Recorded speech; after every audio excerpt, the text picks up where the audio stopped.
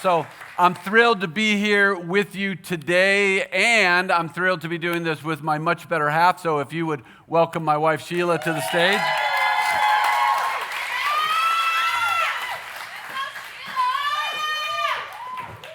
I love my cheerleader. I am so glad to be back. I missed you guys. This is for me. Whoa. First, This we is don't mine. need this. I just asked him to get it for me. And then second, your chair needs to be behind mine just a little bit. No, I'm joking. Where did my notes go? Your notes will go on the table. I don't want to share with you. Sit over here. You can use this one here if you need to. But I'm glad you brought your Dunkin' Donuts and everything else you need to speak, apparently, because the professionals, we just do it with water. So let me just apologize up front what's about to go down. If you don't know my wife, if you don't know myself, our dynamic is a little unique, but it's led to 31 fantastic years of marriage. And so hopefully we can relate some of that to us. Well, we've been kind of saying that every relationship ends up somewhere, right? And only a few relationships end up somewhere on purpose. So how do we get relationships to be somewhere on purpose? We don't get there with a wish. We get there through the power of a shift, right? A transformation, something that needs to happen in me first. Because in order for there to be a healthy relationship, there needs to be healthy individuals. For us to be healthy, there has to be two healthy individuals. If there's unhealthy individuals, there's really no chance that the marriage relationship can be healthy. So a shift needs to happen, right? Everyone dreams about finding the right person, but very few people dream about becoming the right person. Right? It's always others focused. And if you want to find the right person, and if you want to keep the right person, you're going to need a shift. You're going to need to become the right person. That's very awkward, but okay. It is. Okay. All right. So great relationships don't just happen. We don't just fall into great relationships because we are sold crock by our culture and by our society. We are sold some myths about what relationships are supposed to be. And one of the myths that we are sold is the right person myth. And this myth says that if I find the right person, everything will be all right, including myself. But finding right doesn't make me or you right. You can find the right person, marry the right person, and over time the right person can become the wrong right person, and then you just start all over again. Because maybe we've been looking at it the wrong way all along. Maybe it isn't about finding the right person, it's a shift in finding the right person and becoming the right person. So when it comes to relationships, if you're not preparing, you're not prepared. So that means whether you're married, we've been married 30 minutes. 30 minutes. 30 minutes? That's awesome. That's how good it's been. We've been married 30 years, and I still am preparing to be the wife that I would like to be. Let's look at Jeremiah 17:9. It says, the human heart is the most deceitful of all things and desperately wicked. Who really knows how bad it is? So this is a reminder of our natural state. Our natural drift is towards selfishness, all of us. No matter how giving we are, that's part of our brokenness. It's part of everything we've experienced in life, everything we learn, and just part of our nature to be selfish. And if the heart goes unchecked, then our relationships suffer. So a shift needs to occur. Be the person you're looking for. I want to be the wife that I'm looking for as a husband also. Not sure that last part made sense, but that's okay. Be the person that you're looking for. That part I got, but be the wife. I want to be the wife. Be the wife you're looking for in a husband? Oh, you want me to be the woman? Is that what you're saying? All right, moving right along. So the right person myth. The second myth that we're fed through culture is the promise myth. right? The promise myth says that I don't need preparation. All I need is a promise, right? That regardless of what my life has looked like, regardless of what I've sown into, regardless of what I've experienced, that when we get to the wedding day and we give a promise, that all of those other things will kind of no longer exist, that my promise will overcome my lack of preparation. And we instinctively know this cannot work, right? You don't promise your way into better health. You don't promise your way into a degree. Athletes don't sit around the locker room promising to win a Super Bowl. The Cardinals might, because they're going to be really bad this year, just if you haven't figured that one out, right? But the idea of promise over preparation, it doesn't work in any area of life. That's why, as beautiful as your wedding ceremony was, right? God smiled upon you and gave you the perfect weather. You released doves, and one of them circled back around and gently landed on your shoulder. There wasn't a dry eye in the house. Regardless of how beautiful your ceremony was, here's the truth. Commitment is overrated, right? Commitment is overrated. Everyone stands underneath the wedding arch, and everyone is sincere in their commitment. I promise to for a lifetime. Everyone gives the same commitment, and everyone is sincere. Everyone takes an oath that says, I do. But I do doesn't mean I can, right? And so just because you make a promise doesn't mean the lack of preparation suddenly dissolves. See, I do makes you accountable, but it doesn't make you capable. And so that's why there has to be some preparation that not only goes on the front end when you're single, but continues throughout all of the relationship, because I do will make me accountable to this beautiful woman, but it doesn't make me capable, right? And so there's some tension in that. And if you're accountable but not capable, we have a word for what comes next. And what that is you're miserable, right? And so this is the challenge. This is the tension. This is why Jesus will not only change your life, but he can make you better at life. Because he has the power to transform the soul and to renew the mind, right? He has the power to transform your heart so you become the person you're looking for is looking for. So let me just ask, if you're single, are you preparing? Are you becoming the person you're looking for is looking for? If you're married, are you still the person you're with was looking for? Now, another shift is going to come today. We're not going to look at the prerequisites for love or relationships. Let's say you've already found Mr. or Mrs. Right. You stood under the arch. Now what? Right? We're going to look at common stress points in a relationship and specifically what we can do about them. So every relationship will face some of the same challenges. We call them stress points. We're going to cover 3 of those today. And that's whether you've been married 3 months or 30 seconds or 30 years, you're still going to face some of these stressors. One of them, the first one we're going to talk about, is unexpected differences. So the longer you're with someone, the more obvious it becomes that your new husband or your new wife is not normal. I didn't know it when we were dating. When he showed up on my porch, he smelled good. He was looking hot in those Z Cavaricis, and he kissed good. I didn't know that he's a bit crazy.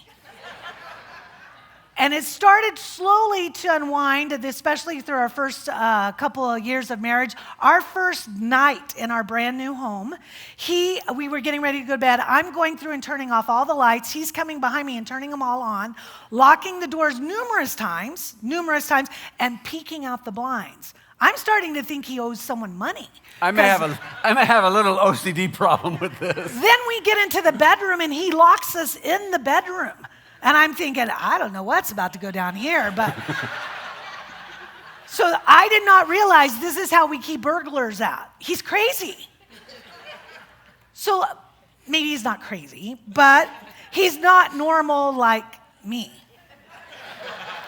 Because that's how we define normal. I'm normal, so he's the problem. And that means that since he's the problem, it's my job to fix him. And by fix him, I mean make him normal, like me, because who wouldn't want to be like me, normal? The problem is, I'm not normal. Hey, say that again. Say that again. I'm not normal. That's like honey to my soul right there. Read my mind. What I do, how I think, how I respond feels normal because that is all I've ever known. As long as you hold your spouse, your boyfriend, girlfriend, best friend, even your coworkers to a definition of normal and try to get them to change to be normal, like me, your relationship will be caught in an endless cycle of disappointment because you're not normal. John Ortberg has a book that's called Everybody's Normal Until You Get to Know Them. And that's true. That's true. This means when you said I do, you said more than I do with the rings that were exchanged. Something significant happened. You brought all of your abnormality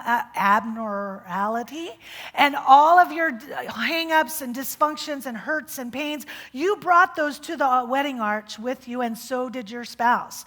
And what that means is that we took two very, very seriously abnormal people and put them together to make a super abnormal marriage. The challenge became, how do we deal with that? How do we take a lifetime of the baggage that we come with and turn it into a lifetime of bliss? Abnormalities. Abnormalities. I told it. you not to drink before we preach. Now, so there's unexpected differences, and believe me, there are a lot that I could share, but I won't. So second thing, stress point that we all encounter is there's unmet needs, right? Anytime we come into any relationship, really, we come into that relationship with a box of needs that we hand to the other person and basically say, don't let me down, right? Perform, get over the bar, do what I need you to do, but don't blow this. And if you do blow it, don't be too concerned because I will remind you every day how you're not meeting my needs. So now we can both be miserable. So there's this idea of unexpected differences, there's unmet needs, but then there's also unfulfilled expectations. Right, the expectations because we're married now, right? We're committed, and so here's what I expect from you. Right, to fill your role. Now, you don't have to get over the bar all at once. I'm going to give you 3 months to get over the bar, right? But these are my expectations. What's important is not so much the disappointment, because there will be disappointment in any relationship. It's how we handle the disappointment, how we handle when expectations go unmet. And successful couples have learned the secret to dealing with disappointment, which we're going to unpack in just a little bit. So with the time we have left, I want us to kind of look through each of these 3 stress points and just look at what we can do about them, what we can learn from them in order to maybe head them off so they don't become something that erodes the foundation of our key relationships. So we're going to go back to the unexpected differences. And how do we deal with that? Part of that is developing the power to understand your spouse's differences. If we're going to have a successful marriage, one of the first things that has to happen is we must understand each other's differences. We're not going to agree on everything. We will not think the same. We won't respond the same. And there will be some things that we will never agree on, even after 30 years. And that disagreement creates tension. And tension is uncomfortable. But tension is not necessarily a bad thing. It's how we handle the tension that determines the future health of our relationship. We've been married 31 years in August, and there are still things that we do not agree on, and we never will. It'll never happen because we are different people. Well, mainly it's because he's wrong, but it's because we're also different people. We'll never agree. We'll never be eye to eye on everything. Nor should we, though. It's the hard part, but it's the good part because that's exactly the way it was designed. God actually designed him the way he is, even the things that drive me insane. He was designed as he is for a purpose, and so was I. And so the problem becomes, how do I start understanding that? It doesn't even necessarily mean one person's wrong, one person's right. It just means we're different. The funny thing is that when we dated, those differences were kind of cute and they kind of appealed to us. Matter of fact, you met your friends and you said, oh, he's so different from me. And your friend said, oh, that's great because opposites attract.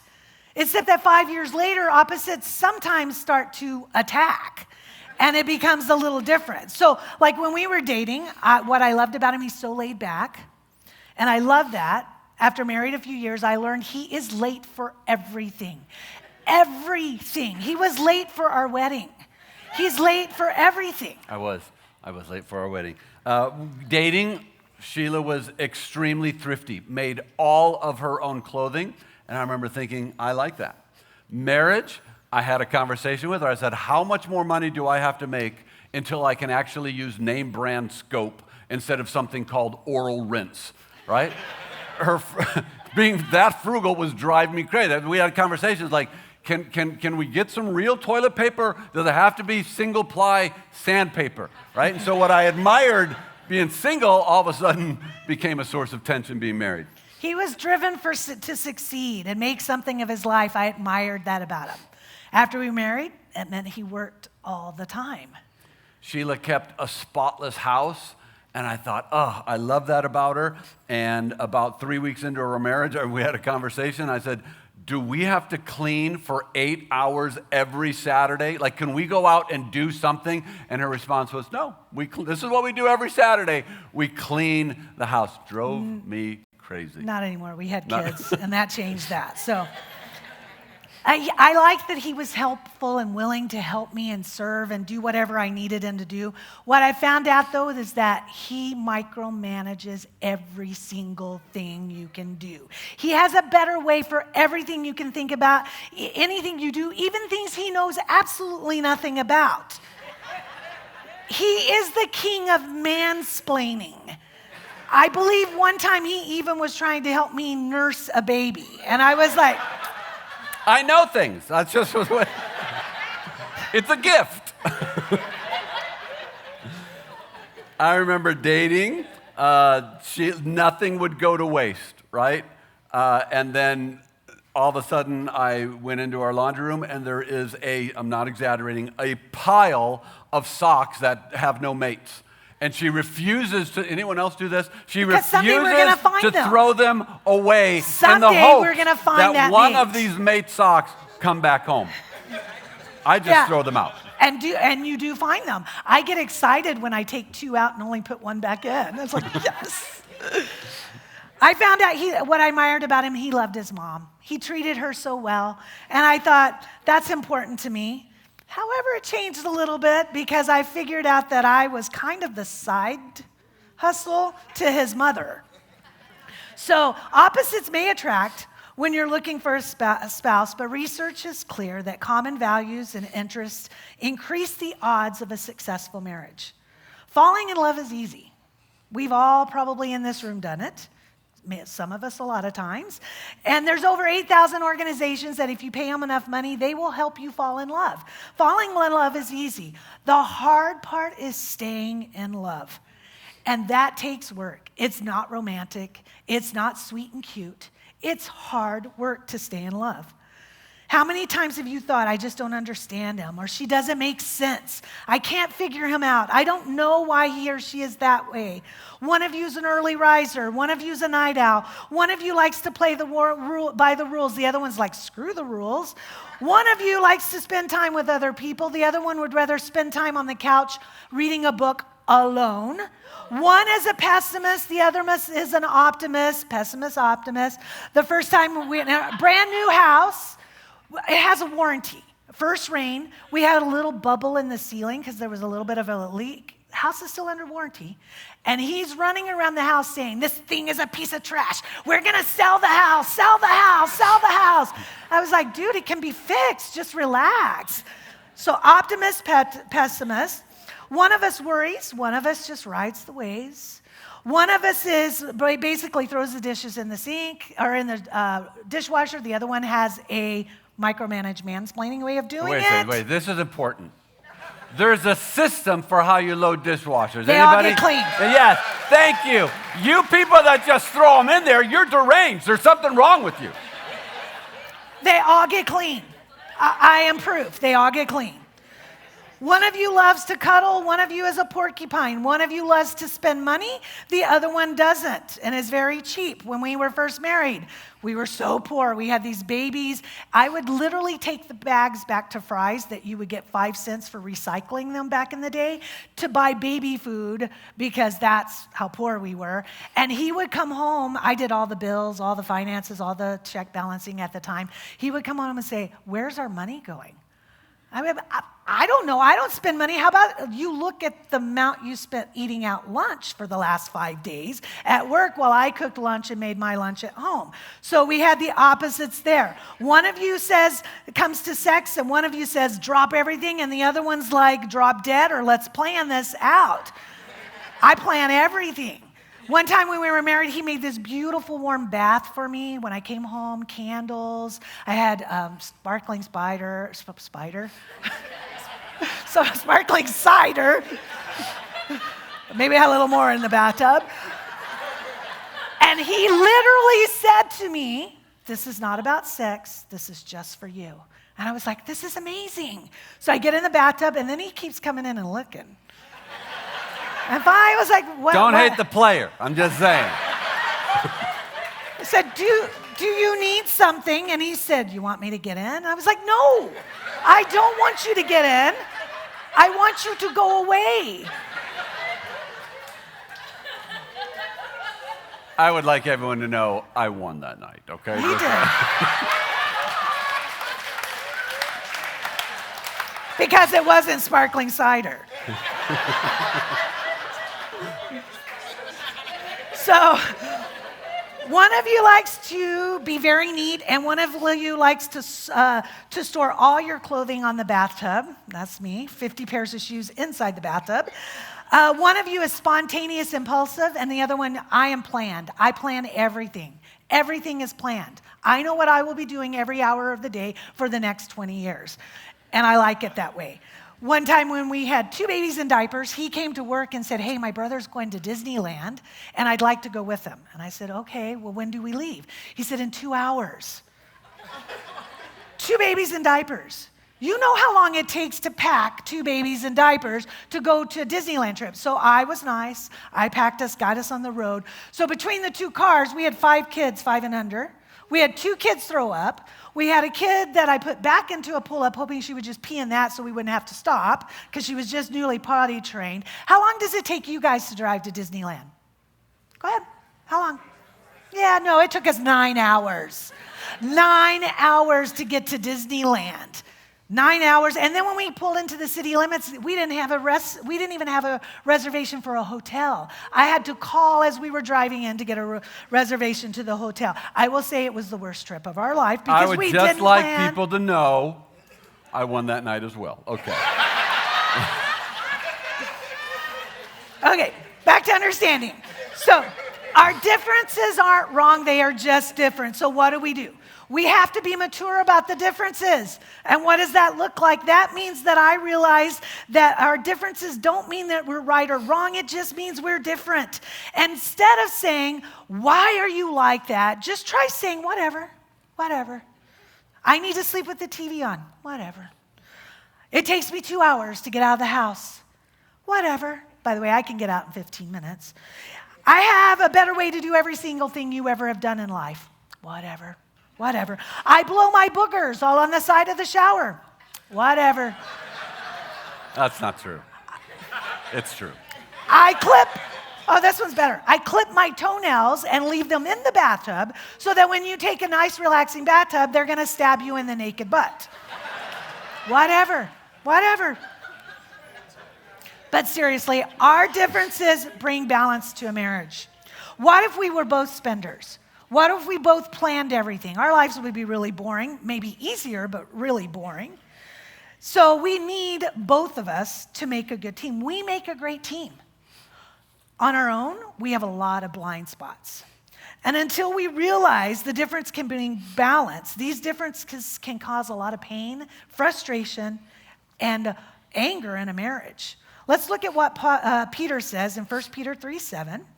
"You husbands in the same way live with your wives in an understanding way, Men, God wants you to understand your wife. Women, he wants us to understand our husband. We have to become students of our spouse. We have to study them. I want to know what makes him tick. I want to know what his heart's desires are. I want to know what brings a smile to his face, even at 30 years. And this takes work. It takes a lot of effort. I'm still learning things. It takes a lot of effort because men and women are different.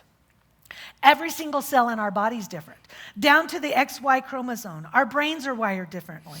There was a study at the Chicago Institute of Science and Technology on the differences between men and women. And I want to show you on the video screen a picture of the female brain, which is pretty accurate. We can do a lot of different things. Marty told me on the listening to small children in the middle of the night, he actually admitted a few years ago that he actually pretended he was asleep. So he was actually awake and let me get up. But anyway, so here's a women's mind. Let's go to the men. Now we look at the men. Go to that next slide. It's pretty simple. Sex, video games, and TV. And that's pretty much it. Now, seriously, those aren't real. They aren't real. But we are different and we think differently. One problem is that men assume women understand the way they think and think like men, and women assume that men think like they do. Men really don't know what you're thinking. They don't have a clue what you need. And honestly, women are wondering why it's so complicated. It's not that hard to figure out. Often what a man says is what a man thinks. Often what a woman says is what she's feeling. And we have to be aware of that. Men and women are different. To him, talking can be about information. To her, talking is about relationship often. So when I'm talking to Marty, I just want him to hear me out. I don't want him to solve my problems. I'm capable of solving my own problems. But I just want him to hear me and understand my heart. Each one of us is unique. No two of us are alike. And it's no wonder that we don't understand each other, yet that is the basis for a good marriage. So in Proverbs 24:3, it says, by wisdom a house is built, and by understanding it is established. How do you know that you have wisdom and understanding? You begin to understand your spouse's differences. When I try to understand my spouse or others, and I can't, what do? So we look at what James says. James says 1:5, but if any of you lacks wisdom, let him ask of God, who gives to all generously and without reproach, and it will be given to him. So in any relationship, we come into the relationship with kind of a box of things, right? These are our needs. And when these needs go unmet, it creates tension. So we're going to look at how we handle that. Regardless of the relationship, but especially in love relationships, we all come into that relationship with a box of our hopes, our dreams, our needs, our wants, all of those types of things. By the way, props to Andy Stanley for this visual that we're going to be going over. The more serious the relationship, the more defined this box becomes, right? Especially in a love relationship where you're thinking about marriage, this box becomes very defined. These are your hopes, your dreams, and your desires of what you expect out of this marriage. And so we spend time daydreaming about finding someone that's going to meet our box of needs. Now, we're never daydreaming about meeting someone else's box of needs, right? It's always inward focus. It's always a me thing. And so we dream of finding the perfect person to meet our box of needs. And so we enter into a relationship with these ideas, our hopes, our dreams, our desires, and we all have this idea of what we're going to do with money. Like how much money are we going to make? Who's going to work? Is someone going to stay at home? What's retirement look like? One's a spender, one's a saver, and we have these hopes and dreams of what that will look like. And then there's other things, right? There's hopes and dreams of what are the chores going to look like? Who's gonna do what in this relationship? And you may have very defined ideas of what that part of your hopes, dreams, and desires going to look like. There's things like what are we going to drive? And maybe you come into the relationship thinking, well, I'm going to just keep driving my motorcycle, and your spouse is like, motorcycles are crazy. You ain't driving a motorcycle, right? But that's your hope and dream, and they're thinking you're going to drive a minivan. That's what you're going to drive, and you're like, I want to drive a bike. And then there's things like free time. Like what are we going to do with free time? Like my free time, I want to play video games. She's like, no. There's no time for video games. We got work to do, right? And then there's the hopes and dreams about a family. Like, what are you going to do? Like you want one baby, but she wants 2 babies, and then 3 babies, and then 4. Right? What are you gonna do? You have an idea of your hopes and dreams and desires, right? And then there's conflict resolution. How are we gonna fight? Right? And one person says, you know how we fight? We just get it all out in the open. We say it all. And the other person's like, wait a second, you say it all. That's how divorces happen, right? You don't say it all. You just give a little bit, and then you just sweep it under the rug and you sleep on it, right? And so there's these hopes, dreams, and desires. Every guy has a hope and a dream of desire of what their wife will not wear to bed, right? It's like what they're not going to wear to bed. And then there's the calendar issues, right? You have your hopes and your dreams and desires, and because you've been planning this your whole life, right? Hopes, dreams, and desires, the way you have it planned out is my family's going to get 3 holidays. Your family can have the rest, right? My family, we just want Christmas, Easter, and Thanksgiving. You can have Halloween, right? You can have Labor Day, different things like that. And so we have all of this. And we kind of put it in a box, and then we get married, and we hand this box to our spouse, and we say, don't let me down. Right? This is me. Don't let me down. Here's my hopes and my dreams and my expectations, and I'm expecting you to meet all of my needs. And at some point, this isn't feeling like hopes and dreams to your spouse. This is feeling like you've just handed me a box of expectations, right? You just handed me a weight that I'm not sure I can carry. Right? You just dumped this on me, and now you're expecting me to kind of fulfill some stuff. And I know this was dreamy and it was sweet for you when it was over here, but now you gave it to me, and now I just feel this weight to perform because of what you are expecting. See, this becomes a problem. Like you've been living with this for a lifetime, so it's natural to you. And all of a sudden you get married and you think, well, why wouldn't everybody want to live out of my box? It's just normal. It makes sense. But I came and gave a box to Sheila on our wedding day. I came with a ring and a box. On our wedding day, she came with a ring and a box. And the box isn't the issue until the box becomes the focus. And this is really key, right? Because when this becomes about expectations, then what begins to happen is we assume a debt-debtor relationship, right? Because we're married now, and so I have some expectations, and the reason I have expectations is because you owe me. We're married now, so you owe me to give me my hopes, dreams, and my desires because we're married. But this debt-debtor relationship creates a problem. Like if you feel your spouse owes you, something begins to break down. Let me just ask you this. How much gratitude do you have when someone gives you what they owe you? Like if I come up to you and I give you $100 just to bless you, you're like, sweet, man, $100. But if I owe you $100 and give you $100, I just gave you what was rightfully yours. I gave you what I owed you, so we're just at zero, right? Or if I owe you $500 and I give you $100, what are you thinking? You're like, where's the rest? Because you owe me, you're in debt to me. And whenever there is this debt-debtor relationship in marriage and I begin to think she owes me, I am never grateful for what she gives because she's just back at zero. Because she's just giving me what I think I deserve.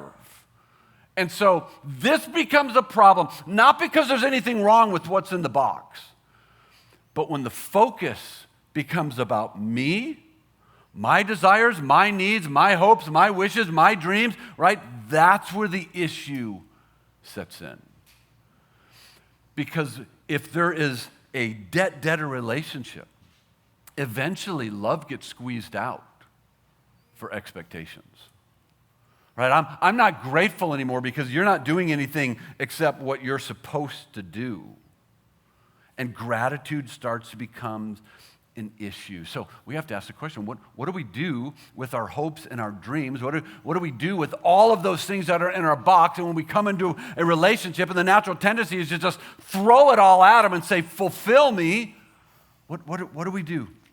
What does this look like? Here's what we do.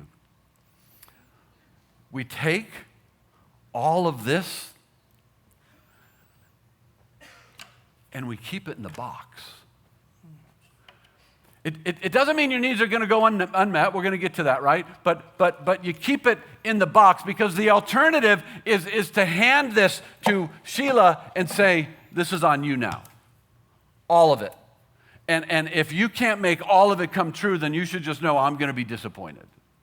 And so what needs to happen is we keep our hopes, dreams, and our desires, and we keep it in the box, not because there's anything wrong with them, but because when I hand them to her, it becomes all about me.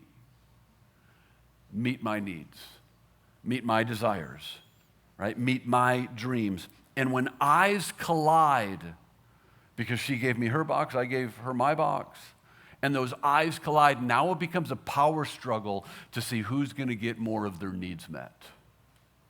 And I'm struggling to get her to meet my needs, and she's struggling to get me to meet her needs, and in the end, no one's needs are being met because the focus is inward, right? That's why when Scripture speaks of this idea of mutual submission, it means I'm submitting to you, you're submitting to me. In other words, I'm putting your hopes, dreams, and desires above my own.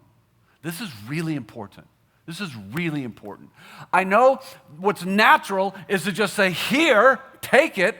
What's unnatural is to say, I'm not going to worry about my box, I'm just focusing on you. And when Sheila says, I'm not worried about my box, I'm focusing on you, you know what begins to happen? People's needs begin to be met. But it's not because I'm pushing my agenda. It's because I laid my agenda down to live for her. Do you get it? Anytime you're pushing your box, there's a problem, right? There's an issue. And one of the questions you can ask is what do I think my partner owes me? And the truth of the matter is, I owe her everything, she owes me nothing. And vice versa, right? And when that begins to be solidified in the marriage, like I'm not expecting anything, but I'm going to be giving, and the partner's doing the same thing, man, that's beautiful harmony right there. But it's not because you're pushing your agenda, right? Listen to what Dietrich Bonhoeffer says in his book, Life Together. We're going to change this just a little bit. He says, the one who loves their dream of community more than community itself becomes a destroyer of the community. Now we're going to change it for our topic. The one who loves their dream of marriage more than marriage itself becomes a destroyer of the marriage. Meaning this. The one who's in love with their hopes, dreams, and desires more than they are with the marriage, you will destroy the marriage. Right? When you're in love with this idea of what you had, of finding the right person and then giving them your stuff, if you're in love with that idea of just handing them your box and all of your needs being met, if the focus is inward, if that's what you love more than the marriage, more than the person, that marriage is going to struggle. Listen, it is, in a very real sense, it's a race to submission. I'm going to submit to her, she's going to submit to me. I'm living for her, she's living for me. I think 80% of our marriage problems can be solved with what Philippians 2 says. Do nothing out of selfish ambition or vain conceit. Rather, in humility, value others above yourself. Do not merely look out for your own personal interest, but also for the interest of others. Look, it's mutual submission. It's getting my eyes, my focus off of my box and living for her. And when she's doing the same, and I'm doing it regardless of what she's doing, right? Because I'm not living for her because she's living for me. I'm living for her because Christ died for me, right? Can we just get that out? Right? There's things that we do not because of what we're getting, but it's because it's what we're called to do. And when that's occurring in a relationship, things start to click, right? Because there's mutual submission and living for one another. But it's not easy. That's not easy at all. It goes against our nature. So what do we do when we're dealing with unmet expectation? Unmet expectation is unavoidable. It's not the unmet expectation that causes the tension in marriage, it's how we respond. How do we deal with unmet expectation in a way that doesn't weaken our marriage? The Apostle Paul says in his letter, in 1 Corinthians 13:7, love always protects, always trusts, always hopes, always perseveres. There's one word in there, though, that's a little tougher, in my opinion. Protects, I can protect my marriage. I can try to keep harm from coming to it. Hope, I can hope that things will get better. Persevere, it's going to be tough. I will power through some of these things, but trust, man. Especially depending upon what kind of background we come from, trust is a tough one. Because trust makes us feel a bit naive and a whole lot vulnerable. And like someone might take advantage of me. I might give more than he does. And sometimes it comes down to, I'm not sure if you even deserve my trust, because there's a little bit of risk involved here. The Greek meaning says that love believes everything and it defaults to trust. That's a keystone habit in our marriage. So we have two ways. We're going to illustrate some of these points in a relationship where there's a gap. What I expect, what I experience, and there's a gap in between. What I expect. They said they'll pick up the kids, they forgot. What I expect, they were going to get the mail, they forgot. What I expect, anniversary came, they forgot. What I expect, they prefer their family over me and don't stand up for my cause. They don't want to have deep conversations and discuss their innermost parts of their hearts. They shut down. Expectations, what I experience. And we've always said we'll be transparent and vulnerable, so I'm going to touch on a couple that have been tough for us sometimes. And they're full of hurt, anxiety, anger, disappointment sometimes. So she sits on the couch when the house is a wreck. He's been remodeling the house for a very long time. I thought we would have sex more. Wait a second, that's me saying that one. Let's just make sure. Yes, I'm not going to point. Because right away I was like, really? Okay, I can solve that one. He wants to move every few years. So those are some expectations. And between our expectations and what we experience is this gap. And we're going to fill that gap with something. And we have a choice what we fill that gap with. It feels like we're just reacting or that we're just responding. It happens this quick and it doesn't even feel like we're doing it by choice, but we do have a choice on what we put into that gap. And we have two choices. We can either assume the worst or we can assume the best. So we're going to go back to what we were talking about. Talk about what does assume the worst mean? Assume the worst means she sits on the couch when the house is a wreck because she doesn't prioritize our home. She doesn't know what makes me feel good. He hasn't finished the remodel in our house because he doesn't realize that brings insecurity to me, that I grew up in a house that was a chaos, and I need that done. She doesn't have sex as often because she's not attracted to me, or maybe she's getting it somewhere else. He wants to move all the times because he is never satisfied with the home that I and we have created. That's assuming the worst, where our natural responses would go to. But let's flip the switch. And let's say we decided to believe the best. She sits on the couch because she's exhausted and mentally spent. Oh, I'm going to cry because I'm exhausted and mentally spent. Not right now, it's summer, I'm a teacher. And works extremely hard and I in a work difficult hard, field. and I chose to do a job that's hard so that he could do this.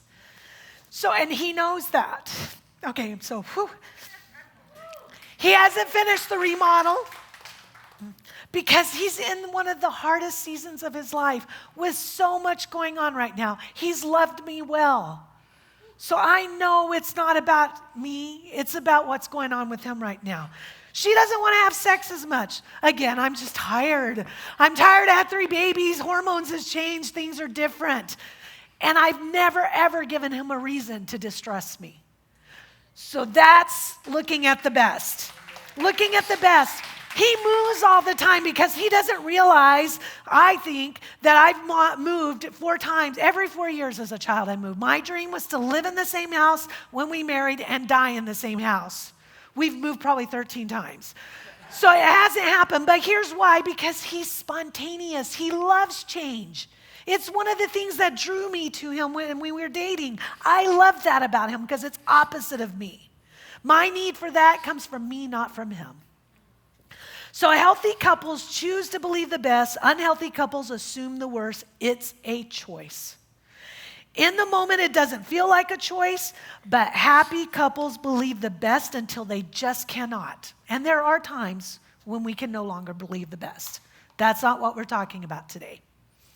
Believing the best means we don't jump to conclusions. Believing the best means we do not assume that this time is going to be like last time. Believing the best does not mean he is my dad and going to do the same things my dad did. Believing the best gives space and grace. Believing the best, that means that I don't assume he said what I thought he said. When we were newly married, he walked into the house and said, "Boy, our baseboards are dirty." I totally lost it. Because what I heard is, "You're not enough. You don't do what you're supposed to, and you're not enough."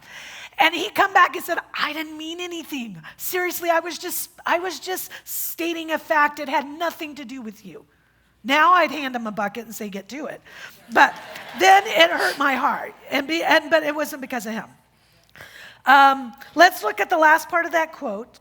Did we do the quote yet? Baseboards. Believing the best means we assume that other person is doing the best they can at that moment. Boy, this is key. I have to believe he is doing the best that he can at this moment. He's not perfect. And if I can remember that and live off of that, and he does it to me, it's a beautiful thing. I need to acknowledge, though, I told Marty I have to acknowledge this part. It's kind of off subject. But that last part of that said, believing the best until you can't believe the best anymore. Some of you have been victims of abuse, unfaithfulness, untruthfulness in your marriage.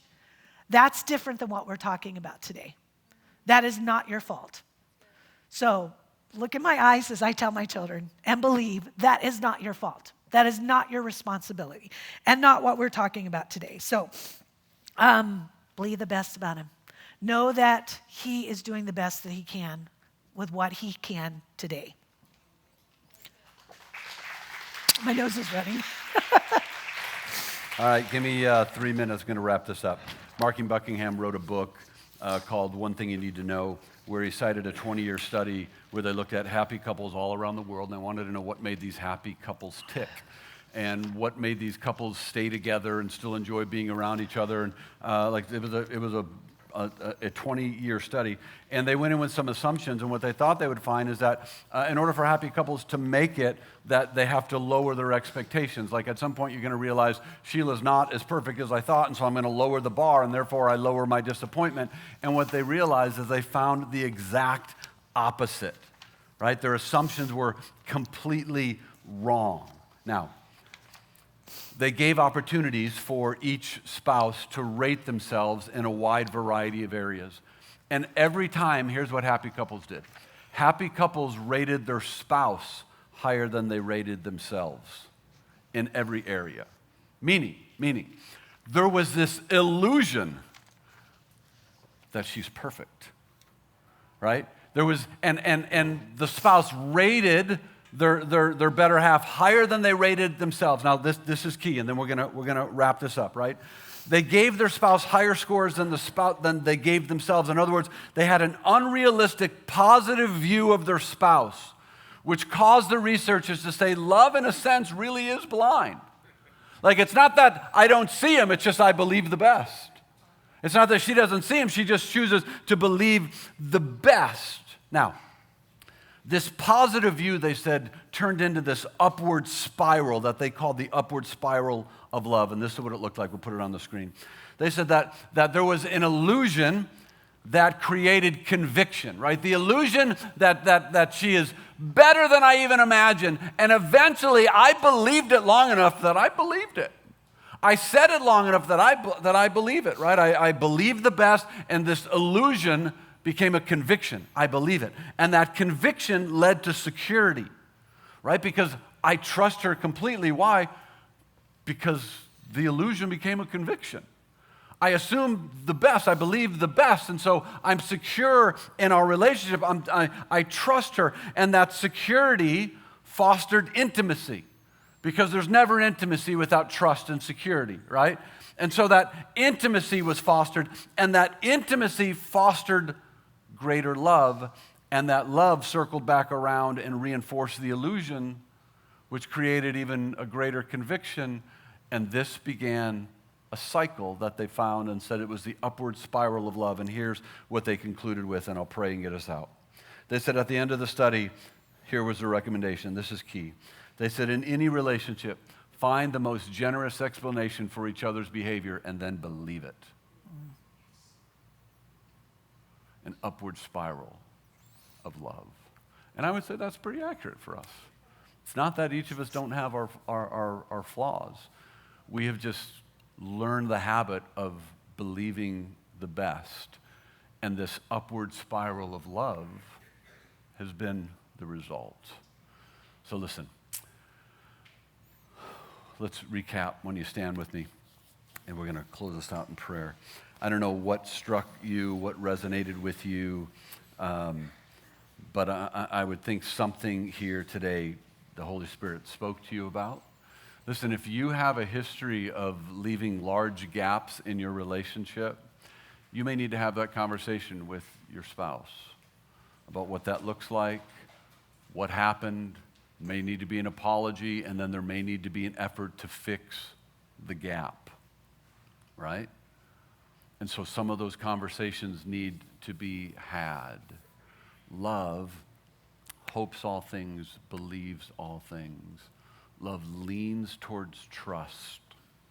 Lord, today, a lot of information shared, but I pray that we would begin to understand and appreciate one another's differences, that it would not become an irritant to us.